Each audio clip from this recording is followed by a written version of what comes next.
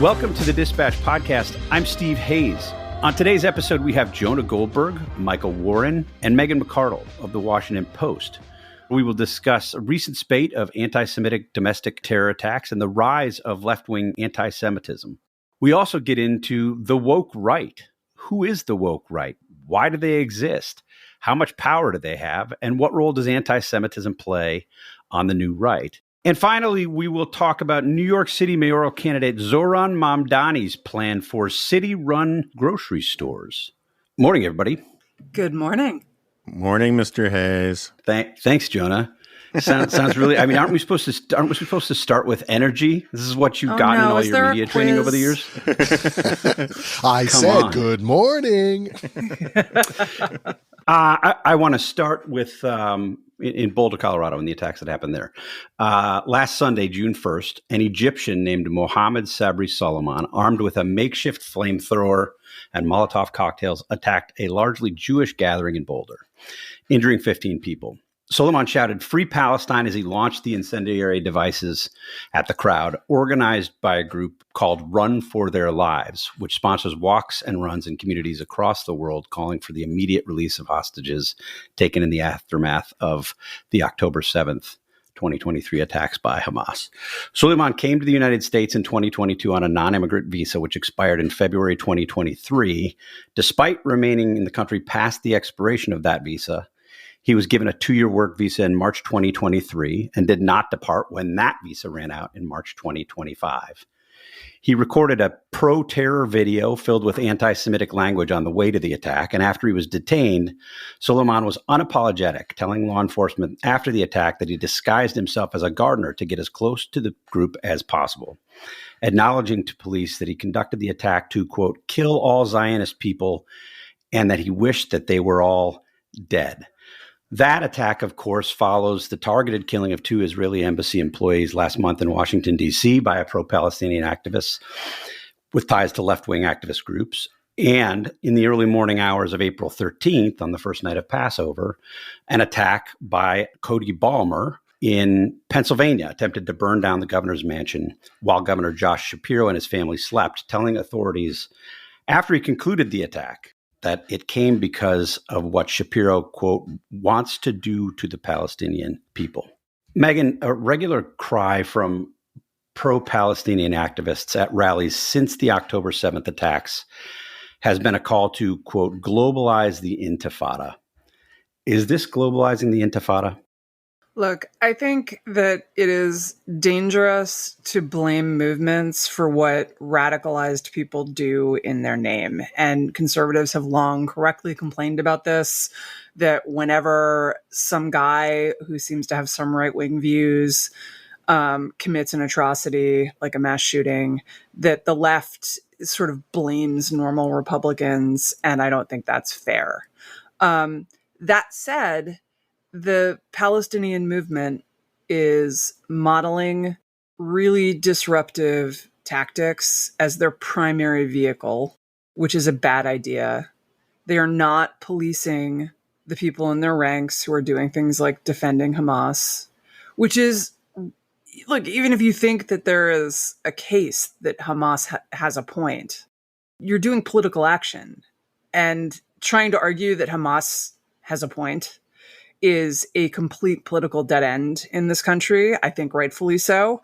And, you know, not that I don't have my critiques of Israeli policy, I do, but I don't think that those critiques somehow lead to paragliding over the fence and slaughtering civilians.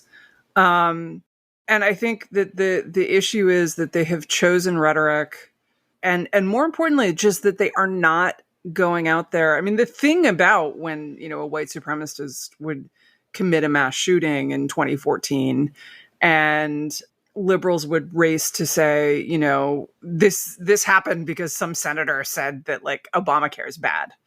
That all of the Republican senators would be like, this is disgusting. This is terrible. This is appalling. And there is some of that in the pro-Palestinian movement. It is a diverse movement, like any political movement. There's not enough of it. And if you look at things like even stupid things, like some idiot cut the heads off of a bunch of peonies and then, put up a sign saying flowers don't matter, people matter. Well, like, what was the point of this activity? Is there anyone who is like, I didn't used to support the Palestinians, but now I've seen this, I understand how serious their cause is. This is ridiculous. And the movement isn't policing any of that enough. It needs to model. I mean, I just think this broadly about kind of insurgent protest movements. Respectability politics works.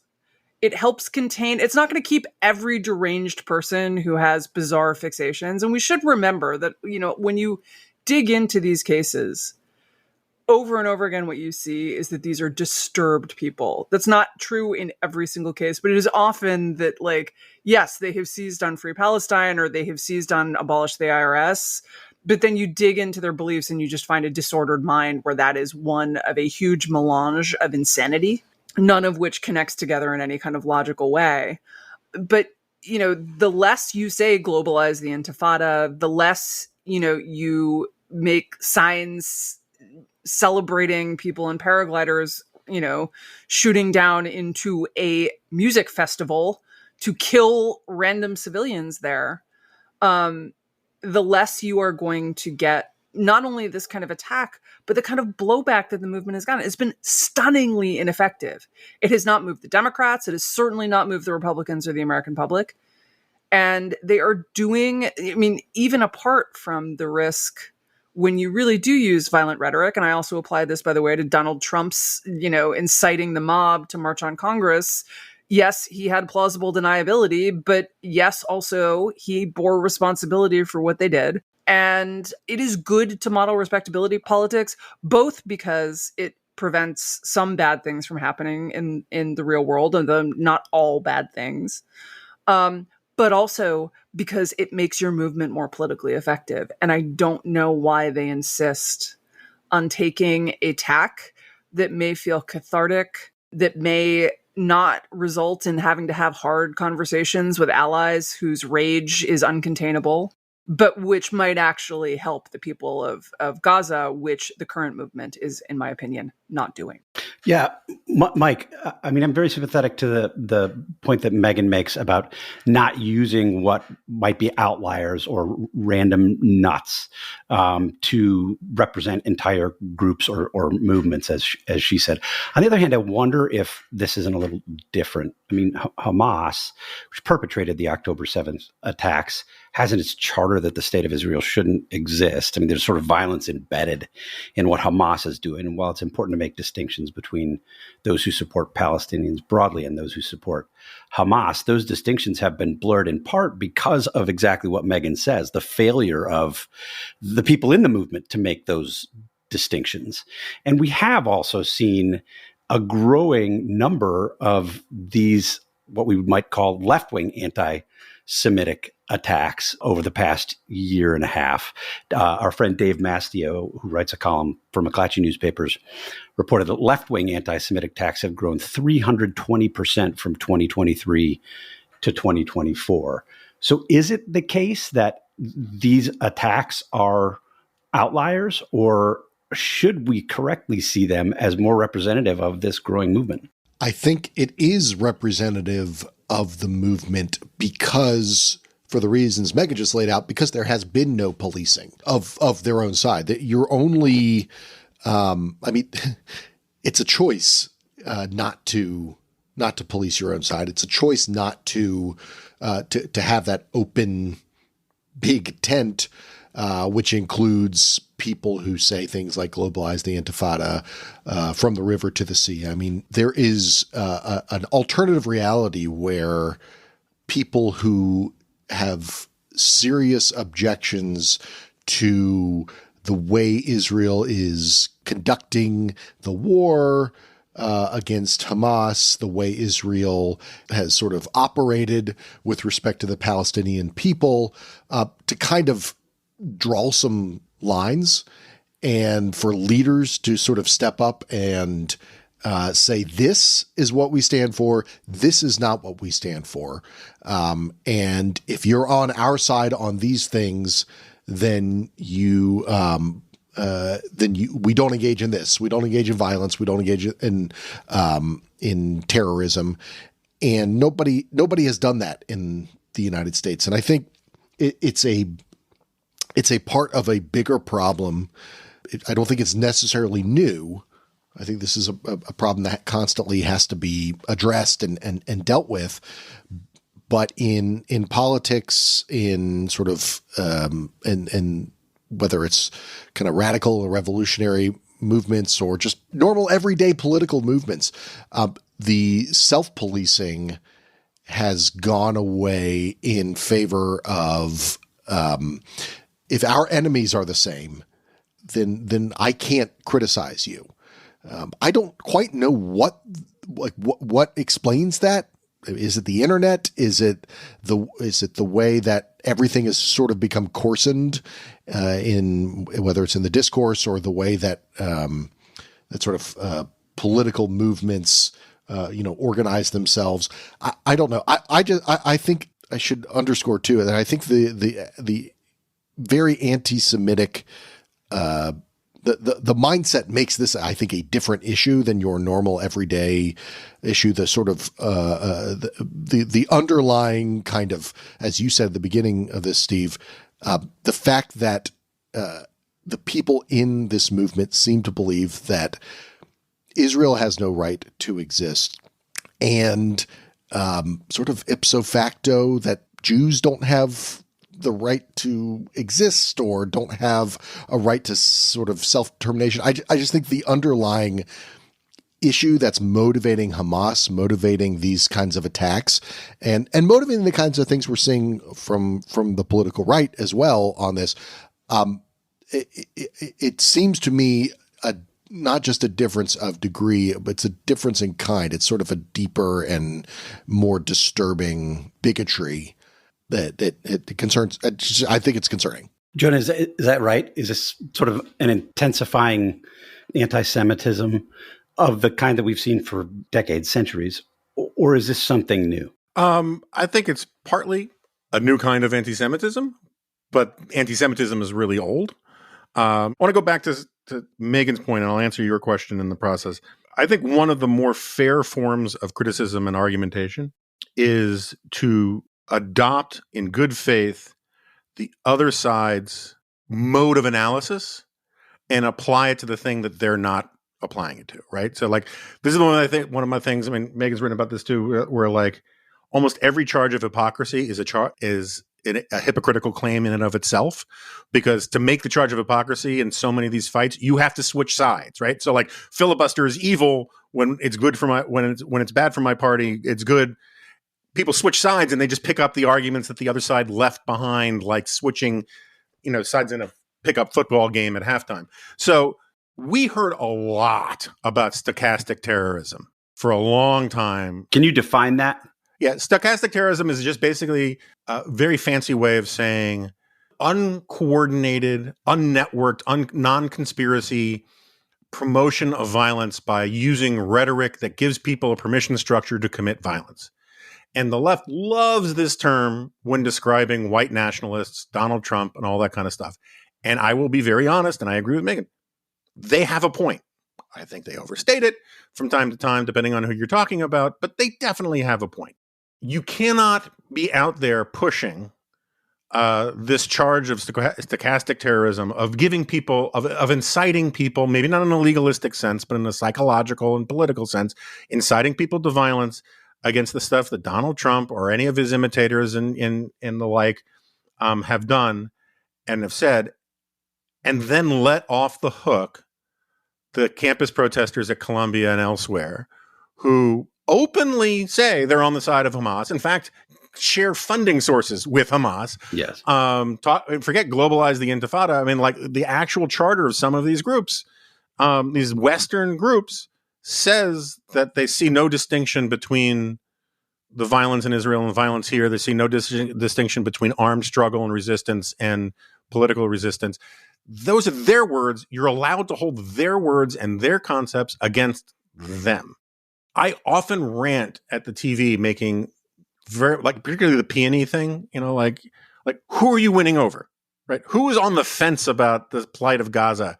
And now that you've decapitated 10,000 flowers in an arboretum, saying, okay, now I'm for the Gazans. Or held you up in traffic for 4 hours by forming a human chain across the highway. Failed to let you get your wife to the emergency room because, like that kind of stuff. It baffling. Same thing with the stop oil people who throw paint on paintings. Like, I agree with Megan's point, except I have these moments of profound doubt about it, about my own agreement about it, because there is hypocrite. No, there's another approach to politics that is remarkably effective, which is scream and whine and takes maximalist positions and declare yourself a victim and the victim of bigotry and hatred at the care model of politics when it comes to a lot of things having to do with Muslims.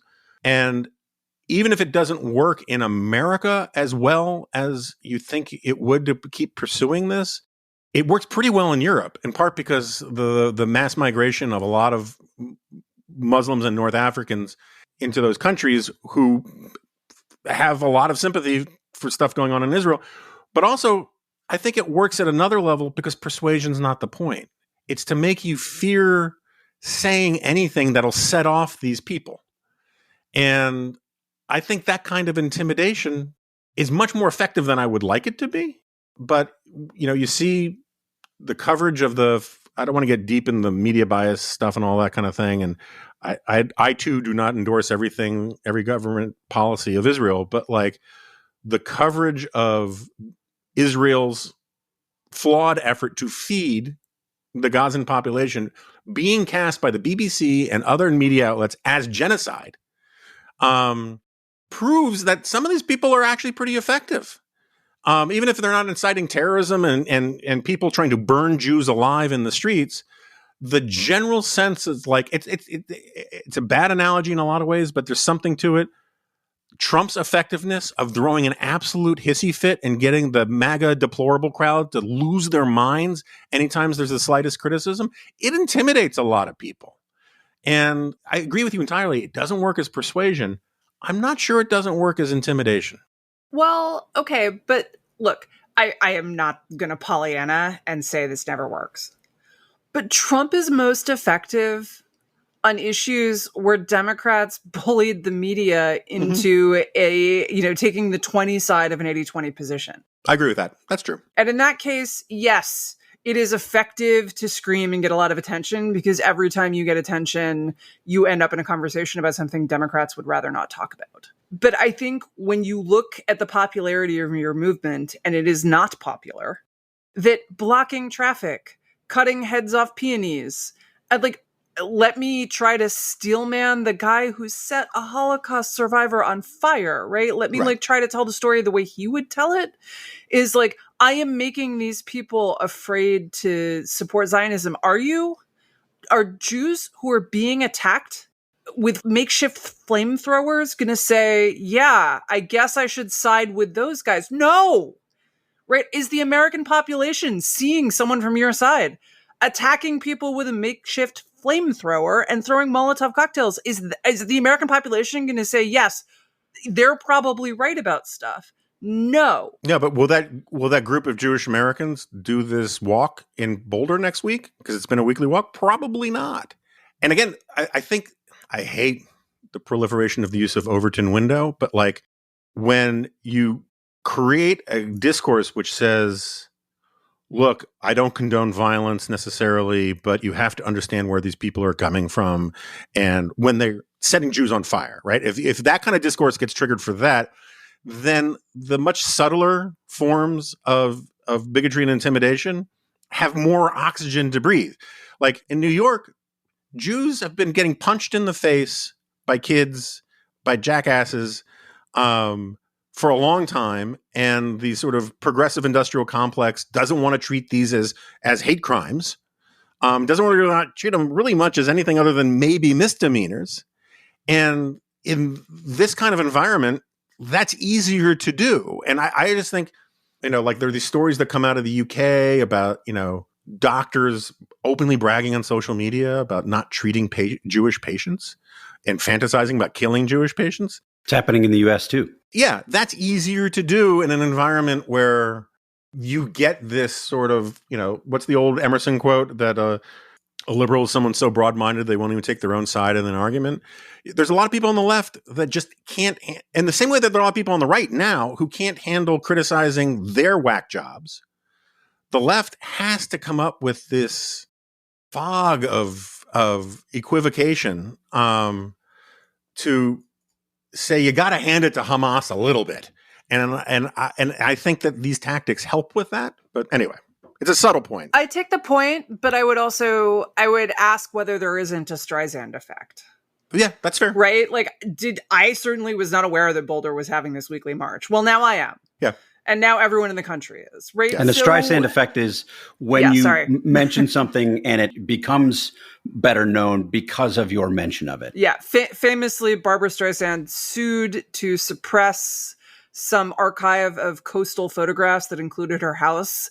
No one had ever been aware that her house was in the archive. But once she had sued, people started downloading the pictures because now they knew they were there. And so I take the point. I don't want to push it too far, but I do think I don't want to push it too far either, because I mostly agree with you, but I'm not as confident as I used to be that this is stupid.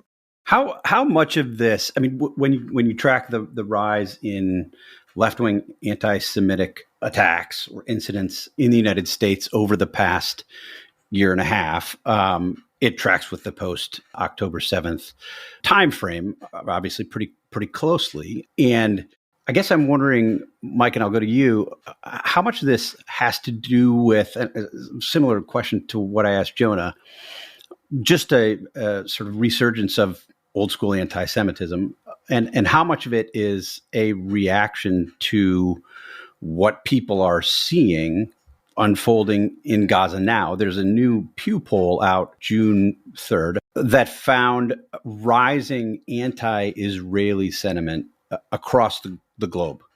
20 of the 24 countries surveyed, around half of the adults or more have an unfavorable view of Israel. In the U.S., the share of adults with a negative view of Israel rose 11 percentage points between March 2022 and March 2025. How much of this is just old school anti-Semitism, and how much is a reaction to the current government of Israel and the way that it's prosecuting the war? It strikes me that those two sources sort of feed themselves, and there are a lot of people, particularly young people, who are sort of awakening to politics and world affairs sort of for the first time, or sort of in fits and starts, for whom, a lot of this stuff is new. They don't have a context for it. They don't have the history, the understanding of the history.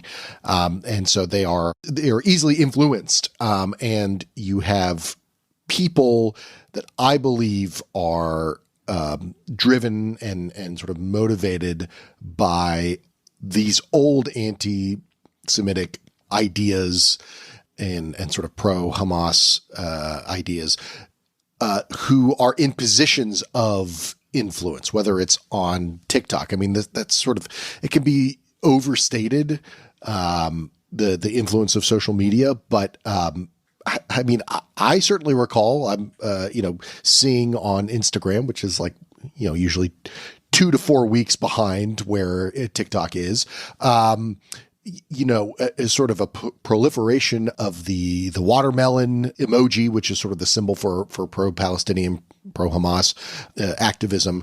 And I think the bigotry of anti-Semitism and sort of broad anti-Zionism, whatever you want to call it, really feeds off of ignorance.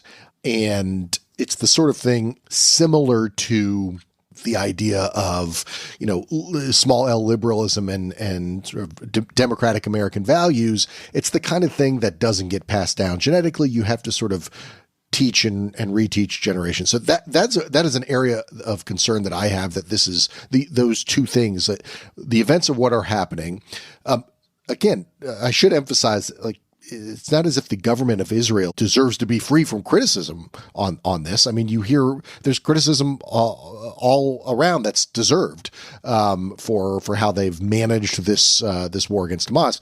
But I think the way in which certainly like certain media outlets, I mean, we saw the Washington Post, you mentioned the BBC having to sort of actually address coverage that had been straight up unfair and wrong, and taking the Hamas line. But you have that sort of arrayed against an ignorance and people who are very motivated to kind of play up those tropes. And what you end up with, I think, is an ignorant populace falling prey to those traps. So I know we need to move on, but just very quickly, because I meant to answer your question better. There's a famous sign at the Palestinian protest, at the pro-Hamas protests at Columbia, where a kid says, "Why teach me Edward Said if you're not going to let me use him?" The point being that I think what's new about this anti-Semitism stuff is the colonial, post-colonial oppressor narrative stuff feeds directly into a kind of structural anti-Semitism that holds Israel as a different nation than other nations, unfairly by a lot of standards.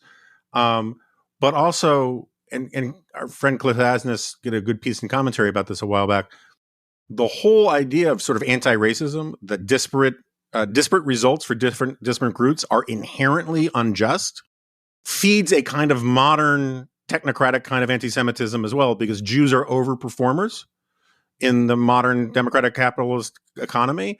And so it must be the system's rigged. They're exploiting the system. It's coming at the expense of somebody else. It's one of the reasons why Asians are increasingly being thrown out of the coalition of the oppressed. So that's sort of the new version of an old anti-Semitic argument that gives it this patina of seriousness for some people. But at the same time, there's almost no standard you can hold against Israel and supporters of Israel that if you, getting back to my point with Megan, that if you hold the other side's mode of analysis constant, where it doesn't really just look like they're signaling out Jews, right? Very few of the people who are like upset about Israel attacking hospitals, which were used as command and control centers for Hamas, weren't angry at, say, the Saudis bombing the crap out of just plain old hospitals in Yemen. Right. There's something about, Palestinians being victims of Jews that freaks out a lot of Muslims and Arabs, that when Arabs and Muslims kill other Muslims and Arabs, that's their business. Jonah, before we move on, I really want to expand the conversation rather than shift topics. But before I do that, you said earlier that, one of the effects of these attacks in Boulder is it makes it more likely that people will be reluctant to go to next week's walk. You have famously joked about your name being Jonah Goldberg. And I've read lots of commentary over the past several weeks, sort of heartbreaking commentary from American Jews who say that they've never felt less safe in America. Do you feel less safe? For the record, I haven't joked about my name being Jonah Goldberg, because it is in fact Jonah Goldberg. I've joked about it being like the Jewiest name short of Shlomo Abramowitz that you can find. You can understand why I didn't put it that way. Yeah, I understand. And so people assume, not just people too, artificial intelligence, ChatGPT thinks like I'm crazy Jewish, and because so many people assume it, and I'm a pretty secular guy. I would feel it more if I wore a yarmulke or a kippah. I would feel it more if I presented more Jewish. But I have, you can't go to a synagogue. You can't drive past a synagogue in D.C. without seeing, during holidays and stuff, without seeing a security presence. Yeah, we're all free market people. When you tax things, you get less of it. When you subsidize things, you get more of it. The tax, the sort of personal safety tax, is a real thing. And I have so many friends who have kids in colleges who feel like Jews are second class, being targeted. You can't be proud of being Jewish. You can be proud of being almost anything else in the world. And look, if my kid was in that march, I'd be very nervous for obvious human reasons. And the intimidation factor I just think at that level, forget whether it's politically effective and all that other stuff we were talking about. It just seems transparently obvious that it's a real thing. I mean, would you want to walk into a crowd of Antifa people with a MAGA hat? No. Would you want to walk into various crowds in protests with a Star of David and a yarmulke on? No. And I think that those kinds of situations are proliferating in this country. All right, we're going to take a quick break, but we will be back soon with more from the Dispatch Roundtable. You're listening to the Dispatch Roundtable. Before we get back to our discussion, elsewhere at the Dispatch this week, on the Remnant podcast, Jonah Goldberg interviewed historian Brett Devereaux. They spoke about the historical significance of Alexander the Great, the challenges historians face due to the lack of contemporary sources from ancient times, and in the aftermath of the extraordinary Ukrainian drone attack on Russian aircraft, the high-tech ways of modern war. Join them for those topics and a lot more. Mike, as you pointed out earlier, alluded to, and sort of in passing, anti-Semitism, obviously not a left-wing phenomenon alone. And in a piece this week for the Free Press, Rod Dreher, a conservative, I think we'd all describe him as a new right conservative, wrote about the growing right-wing radicalism, including and especially rising anti-Semitism among young men, in a piece headlined, or at least initially headlined, "The Woke Right is Coming for Your Sons." I believe that headline has been changed to "The Radical Right is Coming for Your Sons." Here's just a piece of what Dreher wrote.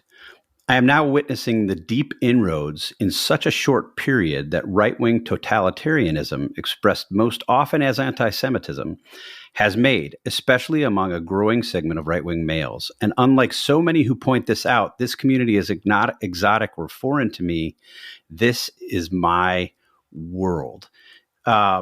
He's describing sort of the radicalization of a group of young, he describes primarily white men, many of them with sort of significant online presence, or at least who spend a significant amount of time online, and is, in his own words, raising the alarm about them. What are we seeing here, and to what extent is what Dreher describes something that you've seen in your reporting over the years?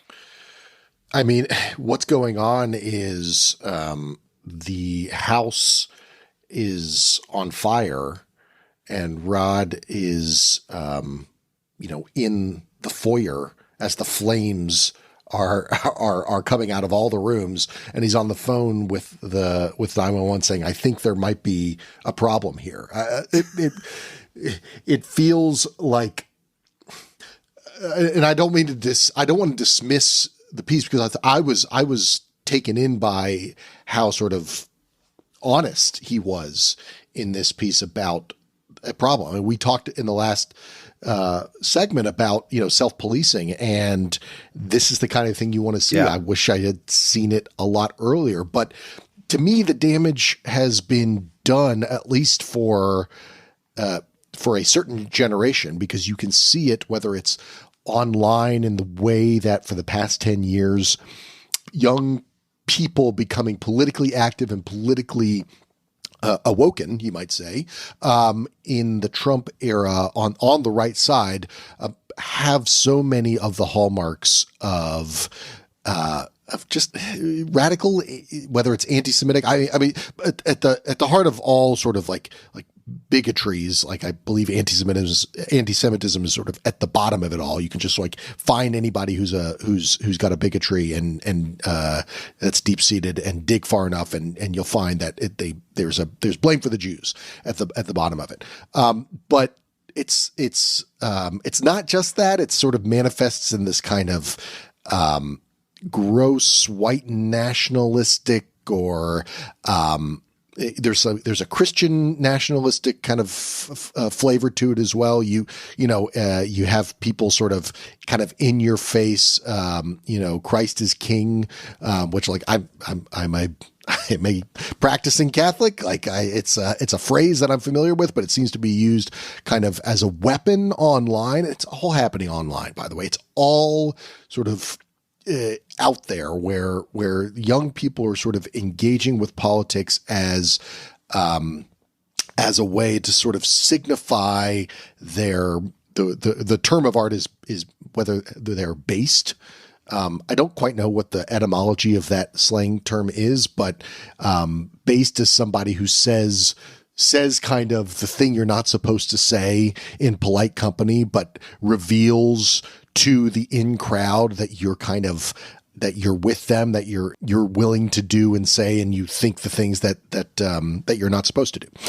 So I just think it's a real problem. And it's a problem. We know it's a problem, not just online, because a lot of these people are filling the ranks of the MAGA movement and the Trump administration. I mean, there are members of the Trump administration, staff members, political appointees who have said things online, who are in positions of, a lot of them are in communications, which people might think, a person in communications, for instance, a press secretary at the Pentagon who has said some pretty awful things in her online past, and not that recent. I mean, a pretty recent past, not that long ago. She's 26. She's been tweeting this out very recently. And like, people think, she's a press secretary, she's communications. Like, people need to understand that like communications is intimately involved in strategy, in policy, in a way. I just think it's something that we should have been taking more seriously, and people like Rod Dreher should have been taking more seriously a while ago. And so good for him for pointing it out. It's a real disappointment that the Free Press changed the headline, but I thought woke right was a real apt title for this group of people, because there are things that you cannot say, and pointing out that the woke right has an anti-Semitic problem is one of those things you're apparently not supposed to say, but it's true. Yeah, Megan, I want to ask about where this leads in terms of our politics. Mike made a passing reference to the new Pentagon press secretary, Kingsley Wilson, she has recycled this sort of great replacement theory, which has its origins in anti-Semitism. She's used sort of various old school anti-Semitic tropes. When she was first chosen to be named to be deputy press secretary, Jewish groups from across the ideological spectrum spoke out and said this is really bad. He most recently named Paul Ingrassia to be the head of the Office of Special Counsel. Ingrassia has downplayed October 7th, suggested it was a psyop by the Israelis. Trump himself, of course, has had dinner with Holocaust denier Nick Fuentes. Tucker Carlson sounds like the second coming of Pat Buchanan. Donald Trump himself is now cozying up with Qatar, a country that has funded the pro-Palestinian protests in the U.S., in which he criticized correctly in his first term as a supporter and sponsor of anti-Israeli and anti-American terror. Is the right in any position to point fingers at the left on these things? How much of a problem is what Rod Dreher writes about? I think it's a huge problem. I think the left should hold off on pointing the fingers, because they helped create this problem. They love to blame Paul Ryan for leading to this. But ultimately, a lot of this is that so many things became verboten to say that the taboos lost their power. And I think this was something that was really not well understood on the left. Right? So I when I was working for Bloomberg, so this would have been maybe 2017, 2016, maybe even earlier.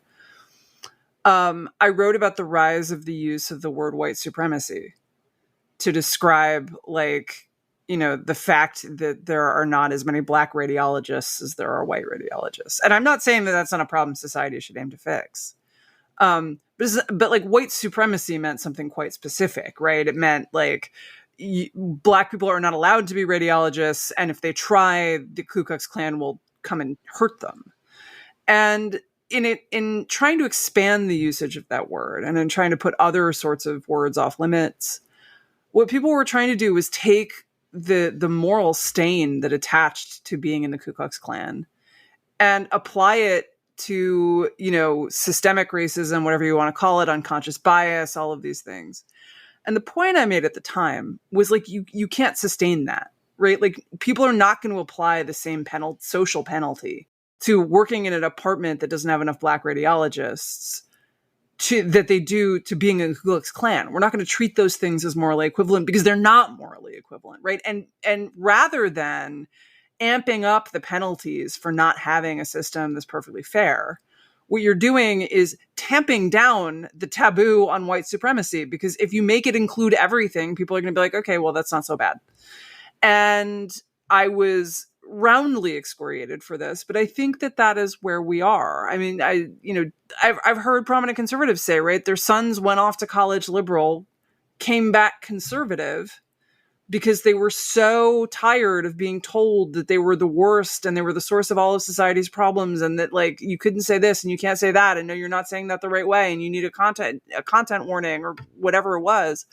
And they came back really conservative. And then these conservative guys are like, no, you can't say that. Right? Is that, like, once you have started violating the rules, it's not immediately clear which rules you shouldn't violate. Right? And that's why I think, I am a pretty free speech absolutist. I do think that some taboos, every society has some things that are just taboo. We don't have a free and open debate about whether pedophiles should be allowed to have sex with children. We've just decided, like, we're not talking about that. And if you think that, you're a bad person. And I think society can sustain some number of those taboos while still being a basically free, open society that has robust debate on topics that matter. Partly, I think this because I don't think we're ever going to come to the conclusion that it's okay for pedophiles to have sex with children. But if you try to multiply those taboos, if it becomes that you can't say anything except a very narrow set, what results is, first of all, the fact that you no longer know what people actually believe, because they're no longer saying what they believe in public, which is bad, and makes your apparent consensus really fragile. This is the subject of Tim Cron's great book, Public Lies, Private Truths. The second thing that happens, though, is people feel kind of like angry and shamed by being forced to say things they don't believe, by being not allowed to say things that they do believe. And that this breeds an incredible backlash. Yes. But it also erodes this, like, the taboos you could have sustained. We could sustain a taboo against saying the N-word. That was a very, I think, indefinitely sustainable taboo, as evidence from the fact that I will still not say and will never say that word. What we couldn't sustain was a taboo against being against affirmative action, right? That was not a sustainable taboo. What we could not sustain was a taboo against suggesting that biological sex has some reality and there are two of them. That was not a sustainable taboo. And so what you have is this generation of young men in rebellion. So now that I've excoriated the left, let me say the right bears plenty of blame. Donald Trump has absolutely fanned this flame. Tucker Carlson has absolutely fanned this flame. And also, you yourself are morally responsible for adopting noxious and false and horrible and hateful ideas. Now, the younger you are, the less responsibility you have. Young men love, and one of the reasons that I think anti-Semitism keeps coming back and back and back, there are a lot of reasons for it, but one reason it comes back is that, like, young kids are looking for a systematic grand vision of the world. And so they notice irregularity, which there are a lot of successful Jewish people. And the rational thing to conclude from that is Jewish people are doing something right. Figure out what it is and copy them.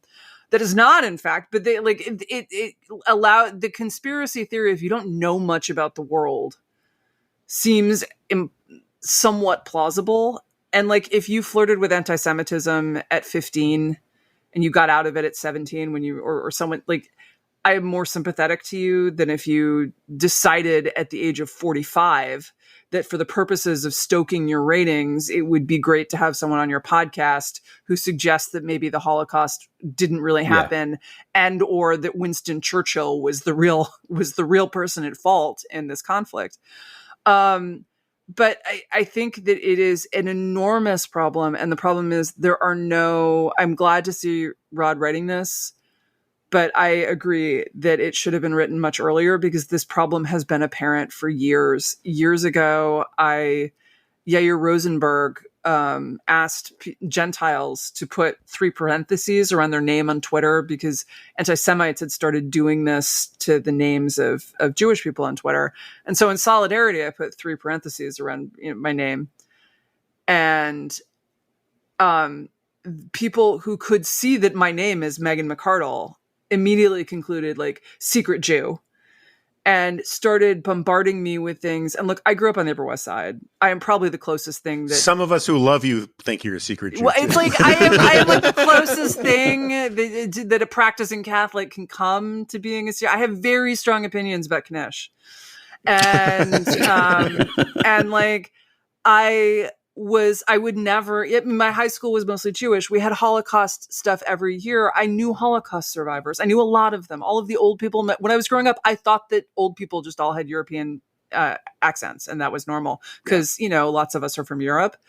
And it was only later, obviously, that I realized how many of them had fled the Holocaust. And I can't tell you. And obviously, I understand this is much worse for my Jewish friends and for Jewish people who are not my friends. And I'm not trying to like stolen valor this. But the horror of discovering that there was anyone in the world who thought that a Holocaust joke was funny, much less how many people were sending me disgusting, vicious memes about ovens. I can't go on. And this has been a problem. And that was before the pandemic. This has been a problem, a noticeable problem for a long time. And people should have spoken out. Leaders who might have had some influence over these people should have spoken out way earlier. And what they were focused on was the threat from the left. And I get that. Like, I lived through the Great Awakening within a legacy media institution. I understand why they were afraid and unsettled by what was happening. But it can't just be that the only thing that matters is like your personal threat. It's not true. You don't take any ally in a fight. And the right was willing to take anti-Semites as an ally against the woke, and they deserve the blame they are getting for this. And now they need to clean up their damn house, both for moral reasons and for political ones. Mostly for moral reasons. But if that doesn't move you for some reason because there's something wrong with you, then for political ones.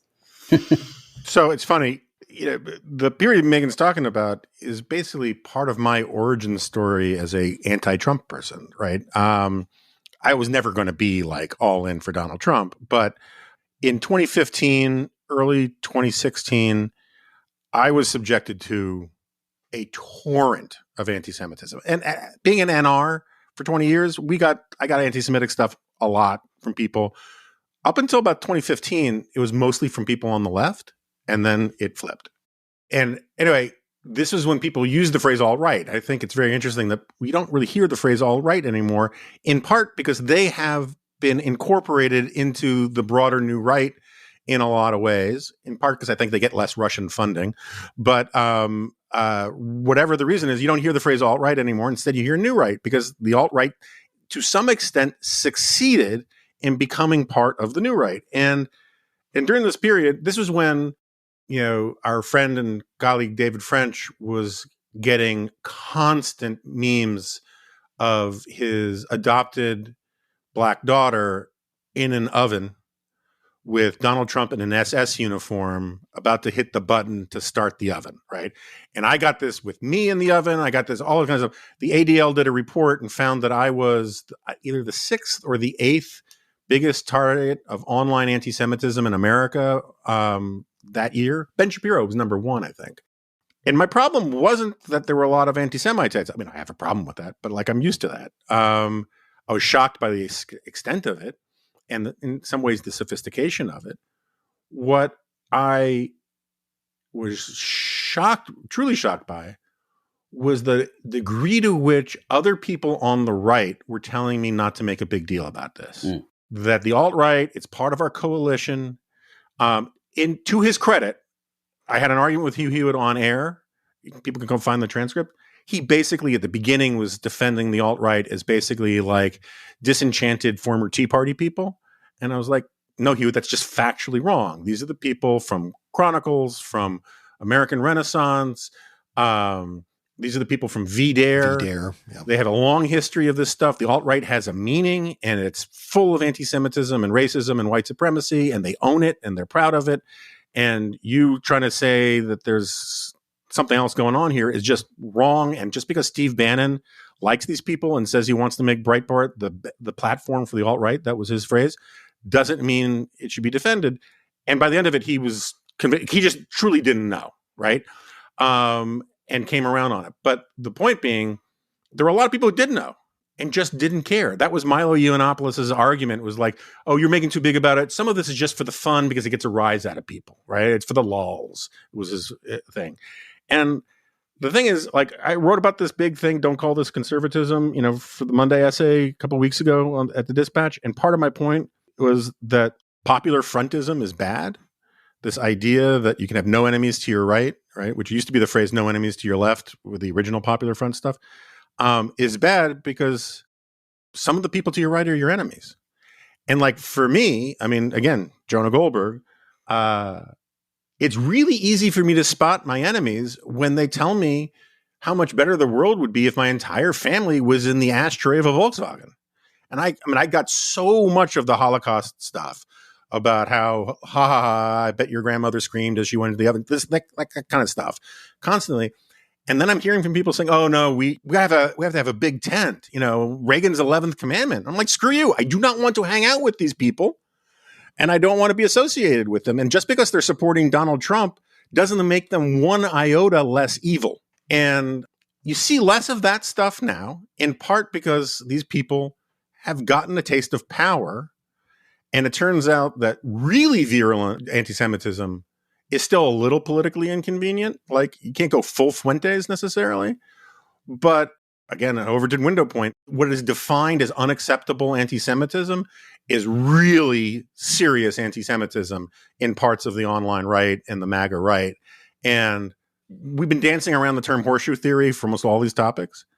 The reason why horseshoe theory now makes sense to me and it didn't before is that I think the mainstream American right, which had a healthy dose of libertarians in it, and also classical liberals, was liberal. And liberalism, extreme free market capitalism, extreme individualism, you can't get so extreme on that spectrum that you end up being totalitarian.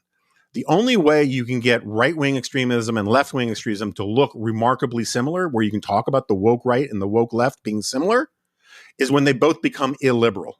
Because then once you're illiberal, once you want to just use state power for your own ends and for your own team and for your people, then it's just an argument about which tribe you want to win, and you both have the same methods. And that's what I see going on big chunks of the right and left. Jonah, I want to get back to you specifically on Megan's point about language and breaking taboos, because I think that's a really important part of this conversation. In December of 2023, Jonah, you wrote, the left and right may see huge differences between left-wing identity politics and right-wing identity politics. And there are huge differences. But it's still identity politics. And the notion that individuals should be judged by what groups they belong to is profoundly illiberal. That was not the first time you made that point. You have been making that point for years. And it is, I think, striking that Rod Dreher is writing this piece now as someone, as he writes in the piece, who is on the new right. I mean, that's part of the problem here, is that the new right has embraced these profoundly illiberal practices, identity politics and beyond. But to get back to Megan's point, I think there's a really important sort of cultural point about our language, because it's become so cool, particularly among sort of young conservatives, to break these taboos, to say the things that you're not supposed to say, because they haven't been able to say them for years. And you see this constantly in the language of Tucker Carlson. How many times have we heard a clip from Tucker Carlson, or if you subject yourself to his podcasts, heard him say, nobody will say this. You never hear anybody say this. He says this all of the time to introduce, sometimes they're just banal observations, but sometimes he really is going beyond what people say. And I think that's such an appeal, particularly among young conservatives described in this Rod Dreher piece, that they haven't been able to say, you were challenged now this is going back a long time, when I was on college campuses, this is back in the 1990s. Wow, that long ago. If you argued against racial preferences and quotas, you were likely to be called a white supremacist, to use Megan's example. And so for years, I knew a lot of people who argued against racial preferences, but didn't make those arguments public. And now I think you have young alt-right, new right, white conservatives who say, we haven't been able to say this for so long. We've been blamed for society's ills for all of these years, sort of screw it, I'm saying it. How important is the language part of this, Jonah? Yeah, so look, I agree entirely with Megan's point about the taboo stuff. I'm a conservative in, sort of the Chestertonian sense. I like dogma. I want some things to be removed from conversation, right? I don't think we need a robust national conversation on whether we should have slavery again, right? Fought a civil war, amended the Constitution a couple times, settled issue, doesn't need a robust liberal debate. Why are you trying to censor me, Jonah? Right, exactly. So I like, some things are taboo and some things are just should be settled moral dogma. And that's, slavery, pedophilia, we can come up with a list of them. I think if you're going to do this, you have to do it sort of pre-social media, post-social media.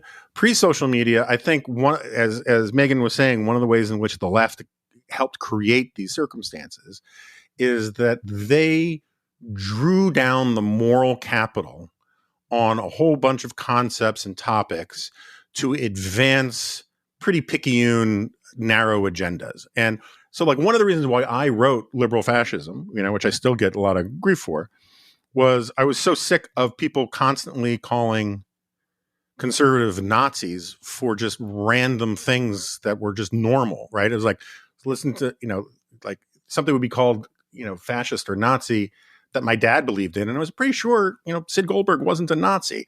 And so one of my favorite examples of this was during the Contract with America stuff. Charlie Rangel said of the 10 points of the Contract with America that, quote, this is a quote, Hitler wasn't even talking about doing stuff like this, which is technically true. He wasn't talking about zero-based budgeting and term limits for committee chairs, right? Say what you want about Hitler, but he wasn't talking about that. You get this in reverse where there's this whole genre of essays that's corporations use accounting. Who else used double entry bookkeeping? Right. And okay. Also wore shoes. Are we now getting rid of those? And so I think that practice is exactly what Megan was getting at, is it denuded, it depleted the moral stature of these things. I used to say that, look, if you compare losing your car keys to being worse than the Holocaust, it's not only exaggerating how bad it is to lose your car keys, it is dethroning the Holocaust as a profound moral evil to a triviality. It's a kind of moral Holocaust denial. And I think the left did an enormous amount of that kind of stuff. It's soaked in. And then the post-social media, post-Trump era, or in the social media and Trump era, the right has picked up that there are so few things left that can get engagement, that can get a reaction from people. And the engagement becomes the point. Yes. Right? The fact that it pisses people off and offends people is the justification for doing it, regardless for content. And that is something that I think the left helped us get here, but it does not in the slightest excuse the right for doing it. Well, can I say about the age issue or the maturity issue here, right? I mean, I was a young conservative on a campus. I sort of understood the milieu of, it is exciting to sort of say something that gets a lot of your, liberal fellow students or your professors sort of can't believe they said that. And there's a thrill to it that is sort of understandable, and we're not even getting into the realm of things that I would consider bigoted or beyond the pale. It's the grown-ups in this situation. I'm thinking primarily of Donald Trump and Tucker Carlson, although we can name several others, for whom they're the people in positions of power and influence who in the past have been the moderating influences. And instead they are in the encouraging influences. They are the ones who sort of say, no. The sort of youthful idiocy is actually it's actually something you should embrace. It's actually something that is good. which I find at the heart of all of these problems. It's ultimately a leadership problem. It's a leadership problem in the pro-Palestinian movement. It's a leadership problem on the woke right. People who are in positions of power and influence who should know better, or who ought to know better, for political or financial, for their own sort of business reasons, do the wrong thing. And that's what is so painful to me, is to see sort of young people carried along by people who are old enough to know better. We're going to take a quick break for some more ads, but we'll be back shortly. And we're back.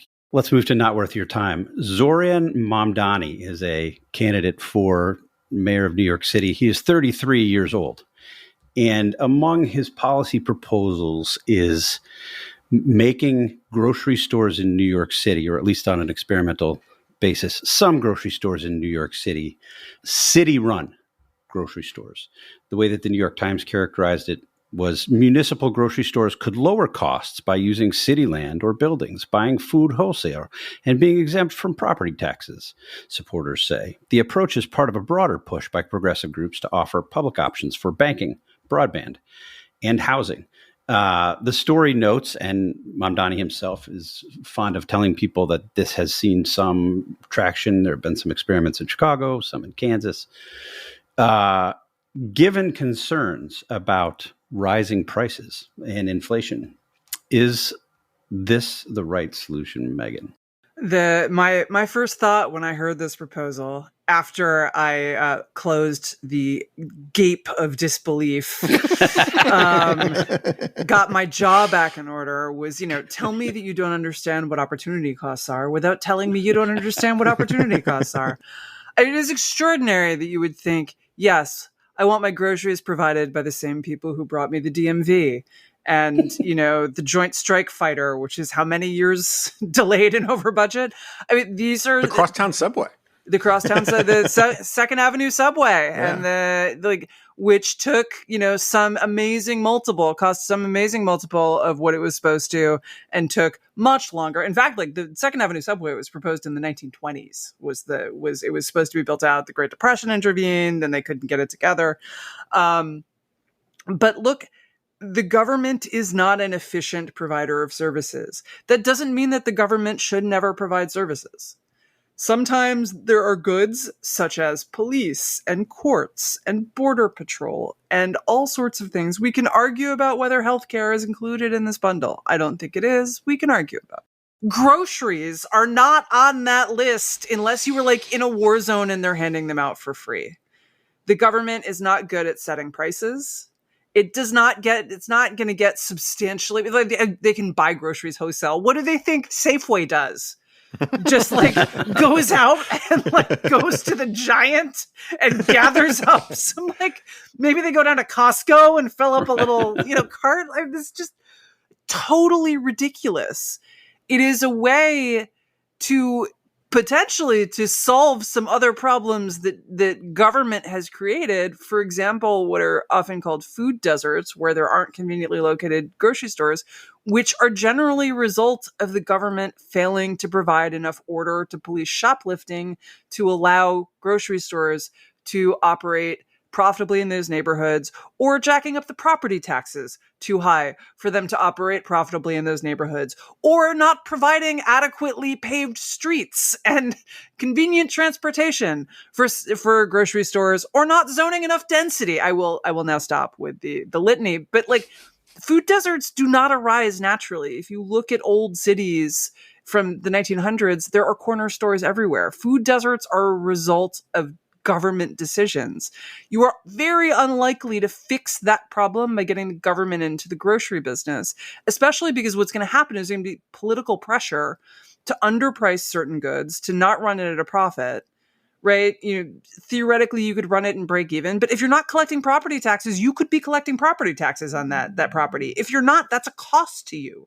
Mm-hmm. If you're not selling or renting out the land, you could be getting money for that. That is a cost to the government. It doesn't show up on the books in the same way, but it actually, the ultimate effect on revenue is the same. And it's just like his whole platform is this kind of amazing, fuzzy, like third grade level, what if the government was just nice to everyone and made things good kind of thinking. The rent freeze is another. We know exactly what happens when you freeze rents. Landlords disinvest in housing stock. They take marginal units out of the rental market, and people end up frozen in place. You end up with lower housing and actually fewer people getting a warm, safe abode to stay in. But if you're a third grader, it sounds great. And honestly, look, frankly, I think we all feel a little bit of third grader when confronted with New York City rents. I certainly, have had the thought, can't someone do something about this right now, when out looking for Manhattan apartments in my salad days. So, Mike, you are known to be a regular customer of Virginia's ABC stores, state-run ABC stores. Isn't that convenient for you? They're everywhere. They're easy. I actually much prefer, when I'm in the office in DC, to go to the liquor store around the corner. The selection is so much right. I mean, there is no better demonstration of that than the fact that, like, I scope out. Wait, this is making me sound like a lush. I was going to say, sometimes when we read your copy, we can tell that you. Sometimes 3-4 times a day, you go around the corner to the liquor store. The selection is just so good. Yeah, look, I want to associate myself with the remarks of my colleague Miss McArdle over here. I don't know what more there is to say except, Trump was right. Like, he's bringing the word groceries back, and it's sort of expanding. It's an old-fashioned word. Yeah, it's this old-fashioned word, and look. Donald Trump Republican, this guy Democrat. He's really uniting the country on this idea of groceries, and we should commend him for that. Can I just jump in on the Virginia liquor? As it happens, I am married to a fine fellow who operates an excellent cocktail newsletter. Yes, and he does. Which everyone should subscribe to. But a thing about the Virginia liquor stores is that they all sorts of, so in the market for liquor, there is certain stuff that people really want to get their hands on. And the wholesalers tend to sell it at roughly the same price to everyone. But then the price goes up at the retail level because there's not enough of it to satiate the demand. Virginia does not do this. Virginia prices it just prices on a standard cost plus or however they do their price modeling. And so the thing to do is to have like an in with one of your local Virginia liquor stores so that you can get, for many times less than the market price, some particularly like choice item, but then no one else can get that thing because they are not pricing it to the market. And it's such a good example because that is what state-run stores look like. That's what New they Yorkers, do. Get your banana guy. The Soviet jokes make themselves. Indeed. So I'm going to dissent in that the ABC stores are the best example of this. And I'm a little surprised that Megan didn't bring this up. There's a phrase you may have heard called the house always wins, right? Which is that gambling establishments by definition make money because they set the odds that they don't lose no matter what happens, right? That's the whole point. New York used to, when I was growing up, had these things called OTB, off-track betting, which were gambling parlors for horse racing. They went bankrupt. They could not run a banking establishment at a profit. I am shamed, Jonah, because we had an OTB place a block from us. Yeah, they did attract the best people. Oh, that was my mother. It was my mom was like pretty chill with 1970s and 1980s Manhattan, but even then, she would just kind of pull me a little closer when we walked past the OTB. They were some skeevy people. So it's funny. There was this show on Apple TV about this famous serial killer guy who they changed a lot of the circumstances to make him much more sympathetic. That Tom Holland guy was in it. Bad show, but my wife and I watched it. And the thing that had me burst out laughing is there's this scene. It's supposed to be set in the 1970s. And there's this scene where they basically, I think they took like a Starbucks or like something like that and painted on a fake OTB sign to make it seem like he was coming out of an OTB. And it looked really nice. It was like glass and steel and all this kind of stuff. And I was like, You don't understand. The OTBs had a carpet of cigarette butts. No, yeah, the only place that would replicate it, check cashing place, pawn shop, that was the vibe. Yeah, I mean, and so anyway, but they managed to run that into the ground. And so other than that, I want to associate my possession with Megan's. It's so stupid. And so it's such magical thinking, right? And the place where I really agree the most with Megan is like food deserts arise when governments don't do the basic things that everybody agrees government should do, right? Nat Glazer has this famous line from, famous social scientist who studied urban politics and urban public policy. And he said the left kind of got itself into trouble in cities in the late 60s when they stopped doing the things they knew how to do the things they didn't know how to do. And we know how to stop crime, it takes some will and all the rest, but we know how to do that. We know how to fix roads and sewers and all that kind of stuff, but that's not glamorous. That's not aspirational. And cities get themselves into all sorts of trouble when they want to create fantasy Shangri-Las where food is cheaper and nobody's ever arrested regardless of what they do. And that's a big reason why the left is in such trouble today. One thing I would add also, sorry, I'm very committed to this topic. I mean, I would actually add two things. And one is that, I love fresh new ideas, but there are some things you shouldn't say. And the fact that you couldn't say it before was not a problem because it's a dumb thing to say. And then the second thing is many fresh new ideas are new because they're bad and people thought about them and were and particularly with grocery stores are actually a really hard business to run. It doesn't sound that hard, right? You just get some stuff and put it on the shelves. You have to deal with spoilage. You have to deal with shoplifting. How's the city going to deal with shoplifting? It's actually, I remember talking to someone at Peapod 10 years ago about Amazon entering into the business. It was a giant delivery service? It was a giant delivery service about Amazon entering into the business.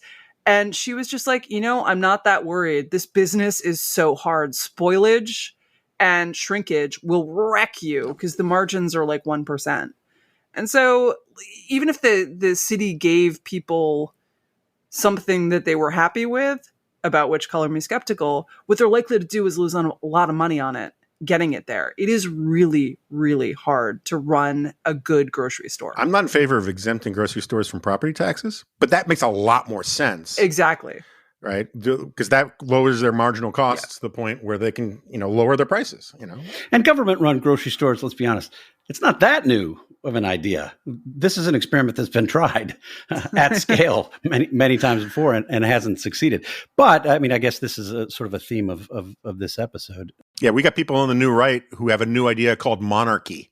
Because no one thought of having a king before. Price controls. I mean, you have the White House actively contemplating price controls. Well, fair to say that this group at least thought that topic was, in fact, worth our time.